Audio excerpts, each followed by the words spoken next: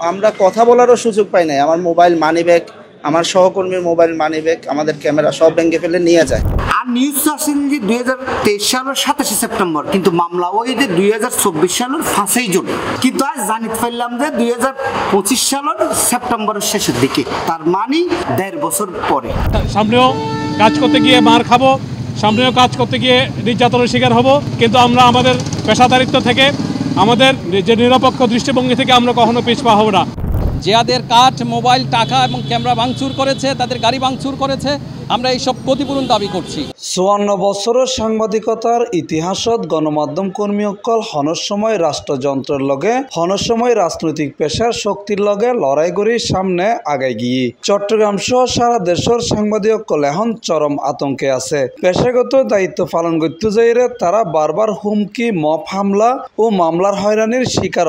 প্রত্যেকেই এ ধরনের হামলার শিকার হতে পারে। আজকে জিয়াদ হয়েছে, কালকে আমি হব, পরশু আপনি হবেন, এরকম প্রত্যেকেই হবে। সম্প্রতি চট্টগ্রামের সীতাকুণ্ড থানাধীন জঙ্গল সলিমপুর এলাকায় পেশাগত দায়িত্ব পালন হালে বেসরকারি টিভি চ্যানেল এখন টেলিভিশনের চট্টগ্রাম ব্যুরো প্রধান ও চট্টগ্রাম টেলিভিশন রিপোর্টার্স নেটওয়ার্কের আহ্বায়ক হুসাইন আহমদ জিয়াদ এবং ক্যামেরা পার্সন মোহাম্মদ পারভেজ রহমান সন্ত্রাসী হামলার শিকার হয়ে এন্ডে গুরুতর আহত হয়ে জিয়াদ। পাশাপাশি একই সময়ে জাতীয় দৈনিক দেশ বর্তমানের সাংবাদিক চট্টগ্রামের বিশেষ প্রতিনিধি জিয়াউল হক ইমনরে মিথ্যা মামলায় আসামি করা হয়ে বলে অভিযোগ উঠি।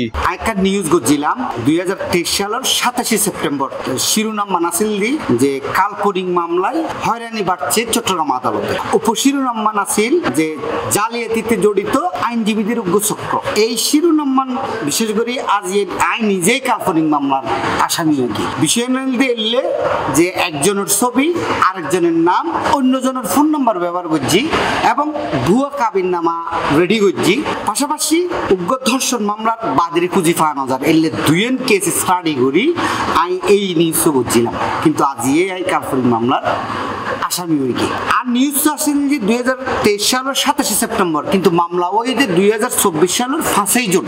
কিন্তু আজ জানিতে পারলাম যে 2025 সালের সেপ্টেম্বরের শেষের দিকে, তার মানে 1.5 বছর পরে। আদালতে 500 দিন ধার্য করছিল।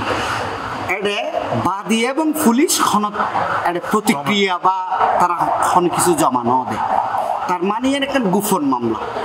সাংবাদিকসকলের উপরে এরকম হামলা, মামলা ও হয়রানির ঘটনায় তীব্র নিন্দা জানাইয়ে চট্টগ্রামের সাংবাদিক মহল। সাংবাদিকের কণ্ঠ স্তব্ধ করিবার লাই দুর্বৃত্ত কল এভাবে হাসালাত। এই যে সম্প্রতি হুসেন জিয়াদ বায়ু পারভেজুর উদ্দিন যে নৃশংস হামলা করছে এবং ক্যামেরা ভাঙচুর, মানিব্যাগ ছিনতাই, মোবাইল ছিনতাই, এই যে ষড়যন্ত্রকারী এবং দুর্বৃত্ত কলে যে হাসিং করার ইনলি সাংবাদিকতার কণ্ঠরোধ করিবার লাগে।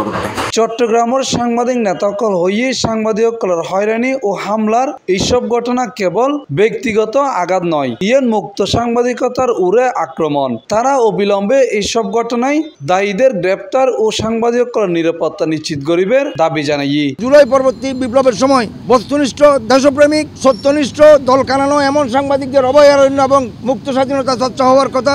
সেই সময়ে জিয়াদের মতো সাংবাদিকদের উপর একের পর এক হামলা, বিভিন্ন সাংবাদিকদের উপর নানান ঘটনা আমাদের অগোচরে থেকে যাচ্ছে, সাংবাদিকদের উপর নিগ্রহের ঘটনা করছে।